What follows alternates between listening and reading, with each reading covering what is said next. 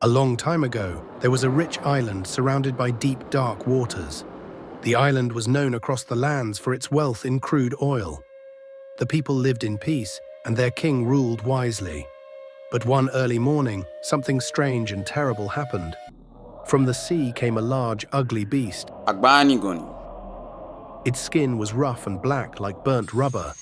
It had a long tail that dragged behind it, eyes as red as fireballs, and a mouth so wide it could swallow a cow in one bite.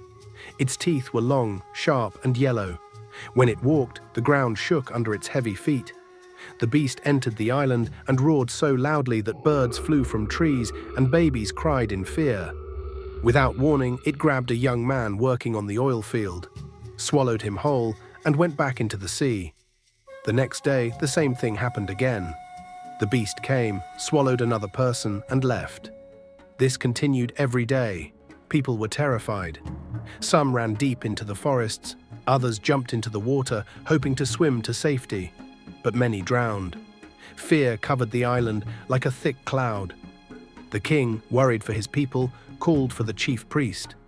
The priest was known to have strong magical powers. He wore red and black robes and always carried a staff made from ancient wood.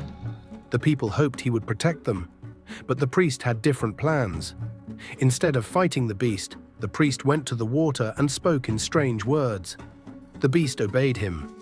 He led it back to the palace, stood before the king, and gave a terrible command: "Swallow the king." The beast opened its mouth wide and swallowed the king whole. The people screamed and ran. Boats were taken, families scattered. Fear became greater than before. The priest sat on the king's throne and declared himself the new ruler. The young prince, Zuma, just 12 years old, had escaped during the confusion. He ran deep into the heart of the island, hiding in trees, caves, and old huts. He stayed alone, eating fruits and drinking rainwater. The priest sent men and dogs to look for him. Anyone who refused to help the new king was fed to the beast. Months passed. Zuma grew thinner, but his hope stayed alive. One morning, as he lay under a tree, he saw an old woman walking slowly with a stick. In her hand, she carried a small silver box with red lights and strange buttons. Suddenly, she fell to the ground. Zuma was afraid, but he couldn't just leave her. He ran and helped her sit up. She looked into his face and said, "You are Prince Zuma." She smiled weakly and handed him the silver box. "This was given to me by a white scientist who came to this island 100 years ago," she said. "He used this to kill a beast just like the one you face today. He called it a gamma-ray device. It releases deadly rays that can kill any creature or human if pointed at them." Zuma was shocked. He looked at the device. It was small, but it felt heavy in his hands. "Is it real?" he asked. "Try it," the woman whispered. Zuma pointed it at a bird sitting far away on a tree. He pressed a button.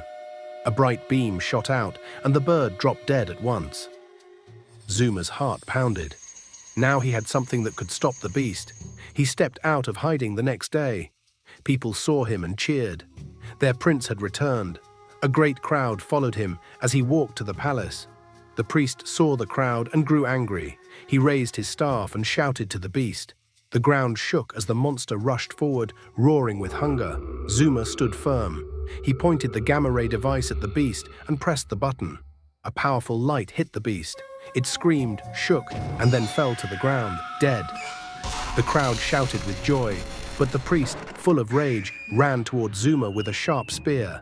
Zuma didn't move. He didn't want to kill him. But the people, filled with anger over what they had suffered, grabbed the priest and beat him. They threw him down and ended his wicked rule.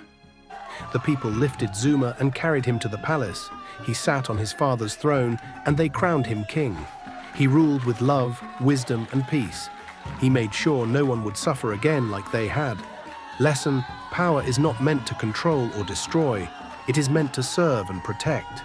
Evil may rise and bring fear, but with courage and the right heart, even the smallest person can defeat the greatest darkness. Goodness will always rise again.